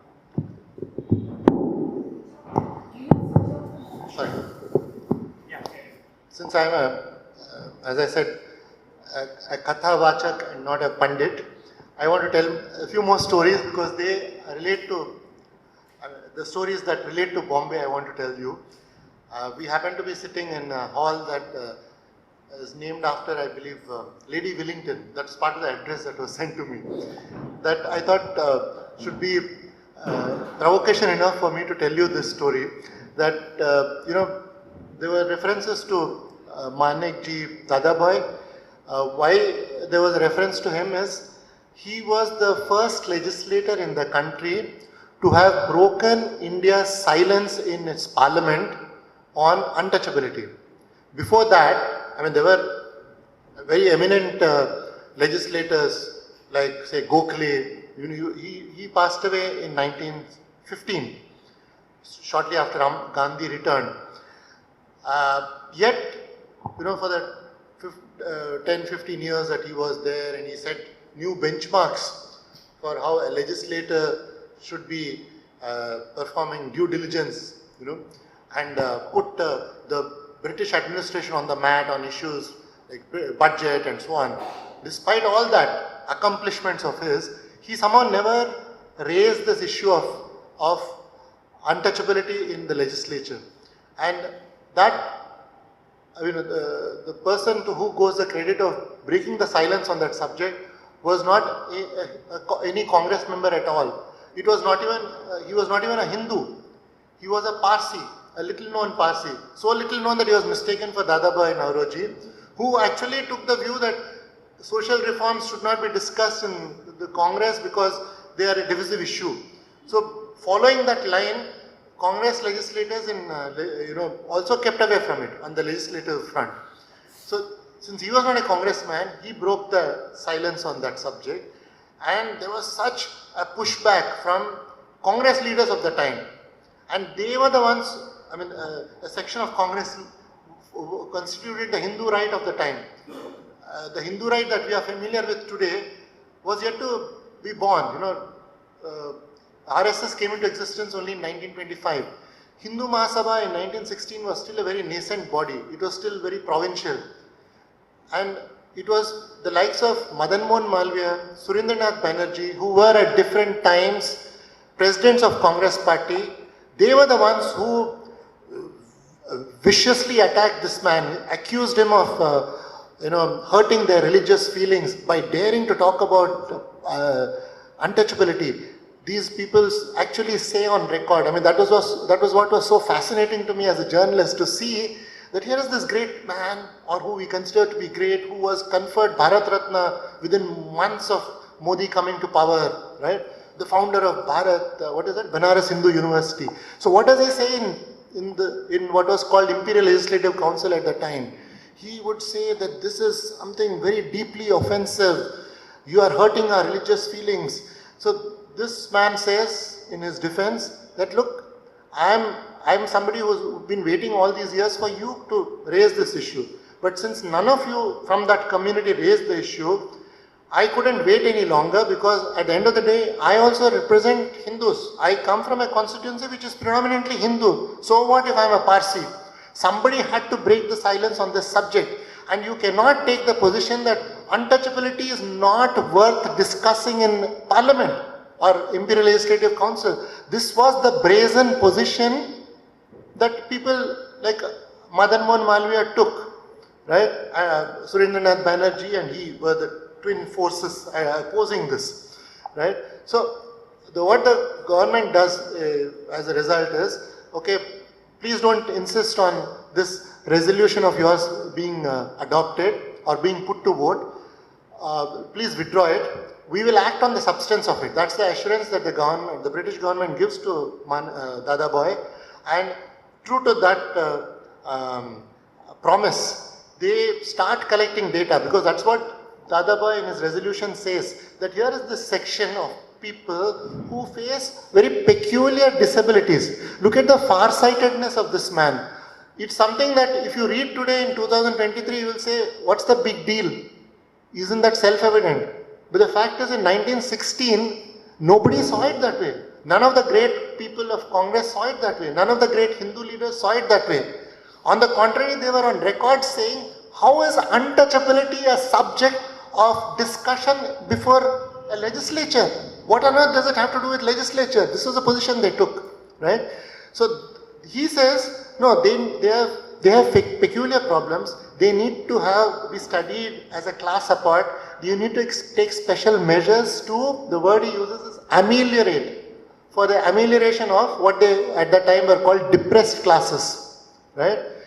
So as a result, all the provinces were told by the central government of the time to do, to start collecting data. And Madras was the one that was ahead of other states. They set up for the first time a body called Protector of Depressed Classes, which is the first ever official body recognizing the need to deal specially with the depressed classes, with the most vulnerable, the most oppressed section of our society. And today, I mean, it has taken different forms over the years, Ministry of Social Welfare. Today it's called Ministry of Social Empowerment. There's a constitutional body, Commission of Scheduled Castes, Commission of Scheduled Tribes, right? This was where it all began. And then they don't stop with that. Madras government under Willingdon, that's where it comes in. This is Lady Willingdon. Because what happened was, before he became governor of Madras, he was governor of Bombay. And then after he becomes governor of, after his tenure as governor of Madras, he then goes on to become Governor General of Canada. And then he comes back to India and becomes Viceroy of India. So he has a very distinguished career. Now, one of the most important things that he did, and among my unsung heroes, is not just somebody like Dadabhai Naoroji, sorry, not Dadabhai Naoroji, Manekji Dadabhai for breaking the silence on untouchability, but it is also a British administrator like Wellington. Why? What does he do? In 1919, remember, 1916, this man breaks the silence. He shames Congress party into passing a resolution on untouchability for the first time in its history in 1917. A year after he breaks the silence in the legislature, they finally say, okay, this is becoming morally untenable, so let's pass a resolution, right? In 1917 they pass. But they are still far from raising any demands to, for any special measures to ameliorate their lot. Much less do they say they need representation in the government, they need representation in the legislature. Representation is the objective of what he referred to as reservations, right? So now this man, Willingdon in Madras, he nominates, he recognizes the fact that in no constituency are they enough in numbers, do they have resources to vote or to vote on their own strength and come to get elected. So he recognizes that the only way these depressed classes can ever have representation in the legislature was through the route of nomination. And for the first time ever, he nominates a Dalit to the Madras Legislative Council, and that was the first in our country. And this was at a time when Congress does not make any such demand. It was far from its contemplation. And such a demand was not even made by Justice Party, which was overtly a social justice party, but it was a party essentially of the upper non-Brahmins. So their concern hadn't till then come down to the depressed classes. So this is a measure that Willingdon takes on his own, and he nominates MC Raja. So this is a watershed moment in our history. This is a revolutionary step. Why? Because suddenly, remember, I said Madras was not just a place of untouchability, it was unapproachability. So a man, a member of such a despised community is suddenly, through a very far-sighted, very radical measure taken by a British governor, very quietly, very subversively, he brings him in and makes him sit at that high table. So suddenly these caste Hindus will have to address this man, because that was a protocol that they could not get away from. They have to address him as Honorable Member MC Raja. I mean, if you look at it with a degree of empathy, you will understand how revolutionary it was, right? And then post, this was something in anticipation of the Government of India Act of 1919, Montagu-Chelmsford reforms, and later they do have provisions, for non-Brahmins in Madras and in Bombay. Some reservations were introduced, and they retain the initiative that Willingdon made of nominating. It becomes part of the Government of India Act. So now, as a result of such measures that were taken in Madras, comes another revolutionary step. In 1926, the first ever legislation against untouchability is passed anywhere in the country. And who piloted it? Who was instrumental in passing that legislation? It was again a Dalit legislator. I mean, you would think that this is a moment in our history which we would all be, or which we ought to be aware of, and which we should be celebrating as a big turning point in our history, right? I mean, here's a community that can't even be part of the governance structure, that their presence itself would be polluting. Through the reforms that the British government made, some of them get access to it, and some of them get nominated to it, and they are not some token representatives. Some of the best of them were brought there. MC Raja was one such, who was the first one, and the one I'm referring to now is R. Veerayan.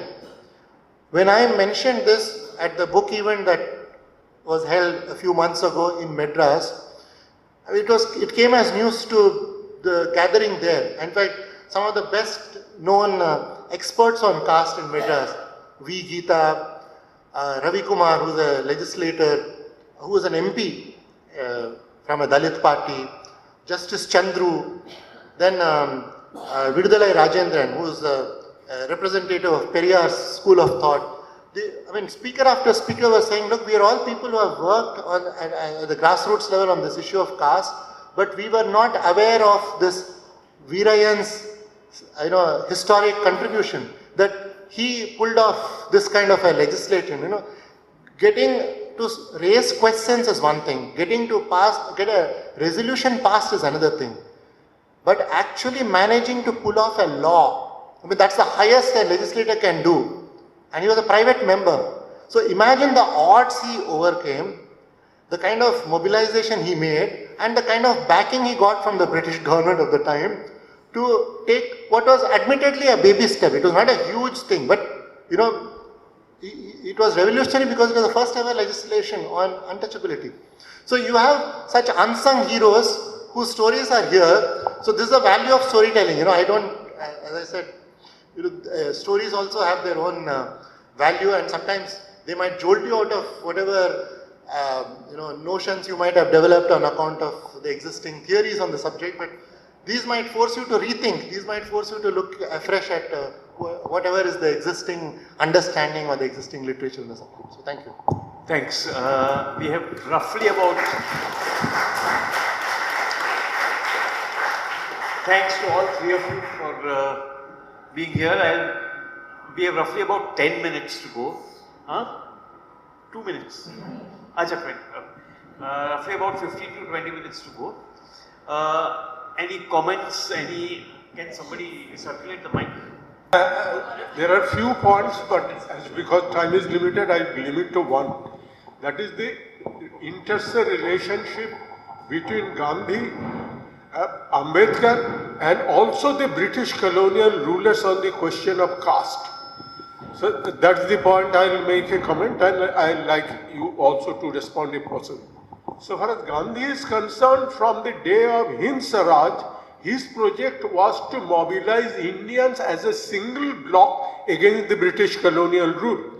And that's why he also went into Khilafat movement supported, which was taken as a very retrograde thing, and which actually lost out in no time. As regards Muslims, Ambedkar was the leader of the depressed classes, the untouchables. For that he collaborated with the British colonial rulers. That's the second point. Gandhi's main enemy was the British colonial ruler. Now coming to the British colonial rulers, Marx have been mentioned here. Marx has actually written 2 pieces on British colonial rule. You must be knowing. One is British rule in India and future of British rule in India. Amazingly insightful in those days, even before 1857. He lost a bit, to my mind, he lost a bit of that incisiveness while reporting on the 1857 rebellion. He lost that sharpness. But the fact remains, the British colonial rule brought in the modernity for whatever reasons, that brought in a host of things. and all that thing. So Gandhi's, even otherwise, was a moderate by temperament, but as caste, he never wanted that the Indian people should get divided on the issue of caste. That was his abiding priority. That Ambedkar was not concerned about that. Yeah, so that's the point. That's how the three players acted on that issue. So I have a question to Mr. Teltumbre. So a lot of the discussion has been about this phenomenon of mass violence and how it comes about in the post-colonial sort of era, and the reasoning in the political economy and the land and the sort of the capitalism and the land, the way it takes place. But now if you look at it, with financialization of capital, land again takes on a different this thing.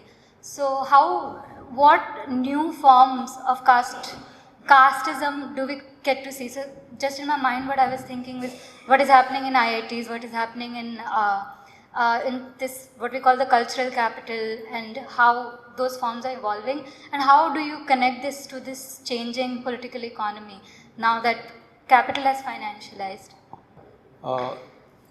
This is Sudhakar Malpe. I represent a non-government organization which was headed by Dr. Usha Mehta, PUCL associates. My first question to Manoj is that how do you justify the title of your book, looking at the Manusmriti? That's number one. Number two is the temple entry. Guru Narayan, the initiative in Kerala, that where Gandhi had to go and convince him that, that did you deliberately miss in your book? Because I have not read the book. If it is referred, please clarify. Number two is that, what about because you referred about the slavery in America. What about the Australian Aborigines and the UK's, dot busters, which is, even in the 20th century, it happened. The last and the least is the land reform, which Mr. Dr. Anand mentioned about. But Bhudan was there. So Bhudan was a big movement where Dalit was there. Yes. As a journalist, I'm asking Manoj Mitta, who's been a colleague for very long, what made you want to write this book? Did you come across some story which inspired you to go deeper into this? And the second thing is that what was the most painful realization you got from this after doing this book? I mean, I got some real painful realizations listening to you. So when you were finally finished with it, what were you most disillusioned about? I'm Sunil Yadav, manual scavenger in Mumbai Corporation. Sir, 24 August 2023 came one GR from Social Justice Minister Department. They mention is that in view of the above and consider the law laid down by the Honorable Supreme Court in Ahmednagar, Mahanagar Palika was Ambedkar Palika Kamgar Union 2020 SSCs, we direct that the state government would refrain from extending to benefit of the government resolution date 24 February 2023 until further order save and expected to the legal heir of those employment who belong to Valmiki, Mitta and Bhangi communities. Sir, manual scavenger are touchable among touchable, untouchable among untouchable now time. So, sir, is Bhangi community, Bhangi word is banned from law, but here openly after that 2040s era is Hindu era is openly discriminate. And sir, here Prevention of Atrocity Act 1989, their section 31X clearly mention intentionally use derogatory remark with intent to humiliate a member of SC and ST's community. That will amount of offense and he will be liable or prosecute. Sir, after post independence, every government violent and exploited our manual scavenger rights. But continue after that also, that stage. So it is my question, sir. Bhangi derogated word remark in the GR. So who is speaking about that? So Aurangabad High Court and Social Justice Department. So it is not good. Thank you, sir. One of the questions was about did I miss out on the fact that Gandhi actually engaged with temple entry in Vaikom. Actually, it was not Guruvayur, it was in Vaikom, right? And that took place in 24-25, the Vaikom Satyagraha, right? Now, I'm happy that you asked that question because I do deal with that. I do deal with Vaikom Satyagraha, and I point out that because historians did not engage with legal aspects of caste, they end up making a grave mistake in understanding what exactly happened at Vaikom. And these are the most eminent historians. They include Nicholas Dirks in US, Minds of Caste, Susan Bailey from Cambridge University, that series on India, and she deals with a book on caste, and Ramchandra Guha, who happened to be my mentor in the sense I did this book with the support of New India Foundation, and he was of immense help to me in writing this book. But the scholar that he was, he allowed me to point out that his understanding of Vaikom was flawed in the sense that because Vaikom Satyagraha was, involved a temple, they thought it was a temple entry Satyagraha. It was not. It was actually related to what I was repeatedly referring to, that is unapproachability. It was about it was about untouchables and also Edava community, which is today in the OBC community. They were also stigmatized at the time. They were all forbidden. There used to be boards saying, as they famously said about clubs, Indians and dogs not allowed. So there were actually boards in Travancore saying that lower castes, these untouchables will not be allowed to walk on these streets. So they wanted the roads leading to Vaikom temple to be thrown open to lower castes. So that was not about temple entry at all. Had it been about temple entry, you can be sure that Gandhi would not have participated in it. And that was the context in which he met Narayan Guru, and he had differences with him because Narayan Guru said, I believe in one religion and one caste. So this man said, what is one caste? It doesn't mean, he was a proponent of Varna system, the fourfold Varna system. So there was a difference between Gandhi and, famously, a difference between Gandhi and Narayan Guru in that context. So that was as far as Vaikom is concerned. The next two questions are what Jyoti asked. What prompted my book?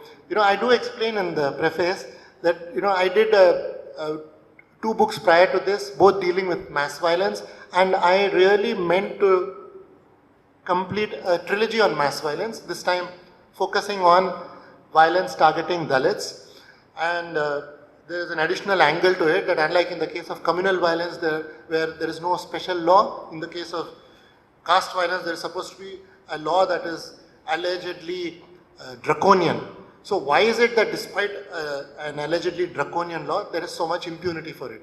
I try to understand that, explore that through various cases, and again I come to this pattern of some arm or the other of the Indian state, be it the police, prosecuting agency, the trial court or the appellate courts would betray this deeply ingrained prejudice, as evident from the very flimsy grounds on which they would let off the killers in those cases. So I wanted to understand where this, prejudice, this structural bias was coming from. And for that, I looked into debates in the Constituent Assembly about abolition of untouchability. Then I felt the need to go further back. I looked at the various debates.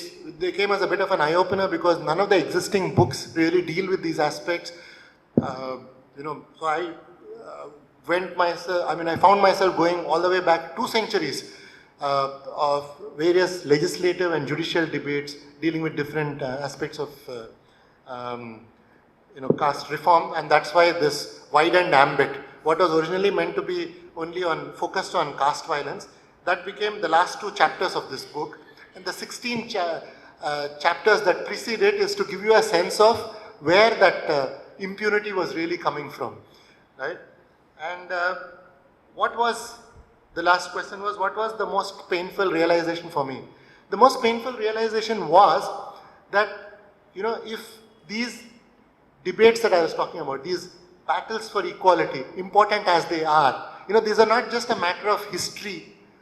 They relate to today's fault lines of, too. It helps us understand what is happening in today's India, and yet we know little or nothing about it.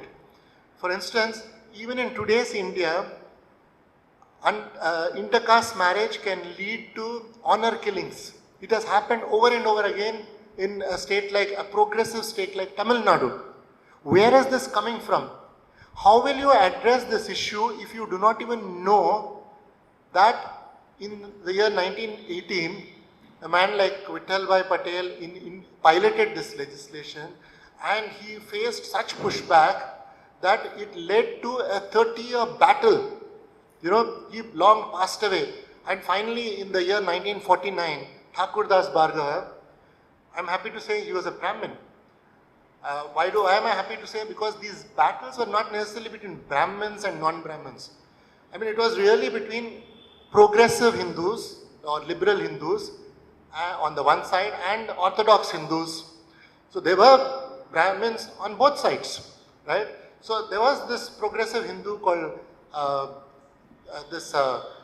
Thakurdas Bhargava, and when he introduced this bill in 1949, suddenly in that very body, that parliament of the time, there was zero resistance. In the year 1918, it was unthinkable for that legislation to be passed because there was such overwhelming opposition to it on the grounds of religious feelings. But in 1949, that same religion is there. The members of the Hindu community still were the predominant part of the legislative body. But those allegations of that being against their religion, their fears of their religion being in danger, had suddenly evaporated. Why? What happened? And this is where, academics can come in. I can only speculate. It's possible that, this is all in the immediate aftermath of independence. So it was this argument, this excuse was not available to our legislators anymore, that look, we will do this all in good time, a kind of excuse that, say, Tilak first started in the context of age of consent bill in 1891, that, we don't want you to deal with any social reform issues, we will deal with them in a good time when we come to power. Now they did come to power post 47, so they had to deal with it. It was not available to them anymore, that excuse that, British are in some way responsible for the perpetuation of these retrograde customs. They were now in power, and legislation to legalize intercaste marriage was on the table, so they could not, they did not have the face to oppose it anymore. So that is probably the reason. And maybe it was just that sense of idealism that gripped the nation post-independence. So that was the context in which suddenly that opposition evaporated. So I realized that there was this 30-year battle that took place in the context of intercaste marriage, and it says something about our society.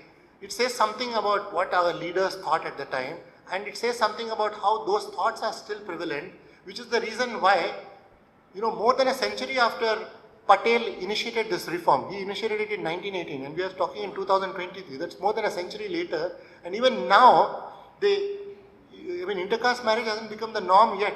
There is a survey not too long ago which said that it's no more than 5%. And if you think that's a gross underestimate, maybe it's about 10%. That's not the norm still, right? And there are still instances of intercaste marriage leading to violence, honor killings, where parents kill their own children. Where is this coming from? So I realized that, in this whole obsession with the narrative that was set by, we are all very conscious of post 2014, how there's a certain narrative that's being built. Everything that is worth happening, worth being proud of, began to happen only in 2014, right? Something similar seemed to have happened before that. Whatever Gandhi dealt with, or whatever his party was doing, the mainstream, whatever they were dealing with, were all what got due attention in our history, were all what were valorized in our history, what people who are dealing with social reform battles. There were two parallel struggles, political struggle and social reform struggle. And the social reform struggle, which had a lot to do with caste, predated colonial rule. It goes all the way back to Buddha, Kabir, Nanak, and so on, right? So this social reform battle never got its due was a painful realization that dawned on me, and that is why I felt that we need to go into that, because those battles, those unfinished battles, are in some senses, responsible for today's, problems, today's fault lines. Is the real painful realization I got.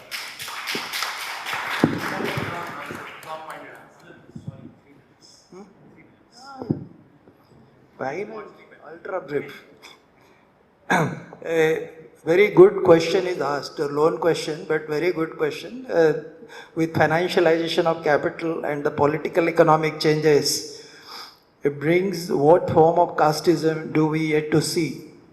The way that land reform leads to mass violence phenomenon, how does land for real estate, for example, under financialization and capital lead to new forms of casteism? For example, caste in IT sector and IITs. So, you have to just listen this kind of the emerging casteism in terms of the speed of change. The caste actually ran through 2000, 3000 years, they say rhetorically, because the speed of change was zero. Okay, so it was almost a fossilization. Now it is something like changing with lightning speed. So that way you will have to catch that casteism in fly.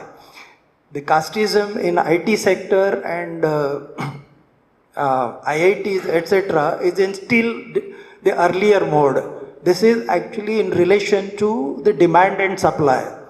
I headed IT in its heydays when IT was in formative stage, and that time we were not getting people, so we used to just collect people from campuses without interview and train them in companies, right? So that was the thing. So nobody talked about caste because it was so short supply. But thereafter, now people started talking in terms of caste in IT sector and everywhere, because there is a supply and there is so much of an unemployment. As regards financialization, the aftermath, it would be genocide. Okay, it would not be called atrocity, etc., and it would not be something like a birth-based caste, but all the lowest strata would be something like wiped out. Now, what would be the shape of the world thereafter to come? I do not know. So these questions will have to be dealt with on fly.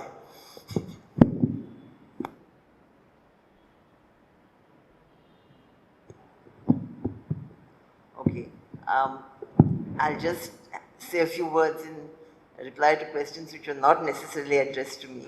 But talking about Gandhi as someone who wanted to unite the whole, the whole people of India, and who was very generous in, even though he declared himself to be a Hindu and even a Sanatani Hindu, was very generous while looking at the Muslim population and the problem of Hindu-Muslim violence. He was equally blind to the hierarchies within Hinduism, because he was even more keen to preserve the unity of Hindus. And you know, as a feminist also, in the women's movement we have seen the same kind of thing, that it is only later that we become sensitive, you know, or when you talk about working class struggle and people who talk about class say that caste is divisive, or in the women's movement, there was a lot of opposition to talking about caste in the beginning because the problems of women are so widespread and universal and acute.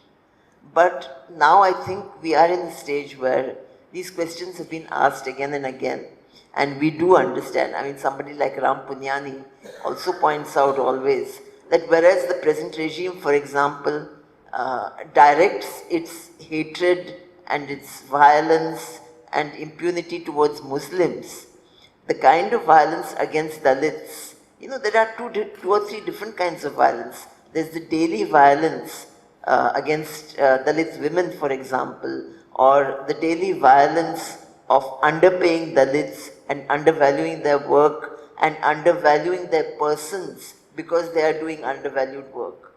You know, these daily forms of violence. And then when it breaks out, usually in response to some kind of an assertion.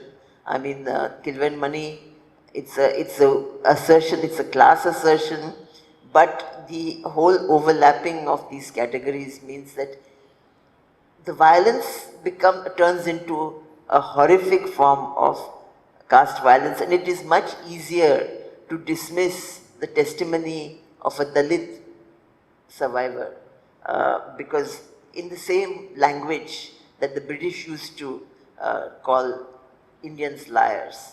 So I think, you know, this is the stories that Manoj tells. You know, I think it is now the task of academics to look again and listen to more voices really. And he has gone into the details. And this whole thing of trying to, I mean, we do have to do it through the courts. We do have to do it through laws. In the women's movement also we have tried to change laws. And the results are not always what we hope for or what we anticipate. But the battle has to go on in this way. And I think bringing out these details, not only the fact that, you know, bringing out the names of people like MC Raja and, you know, and, well, so many people that he has mentioned in his book.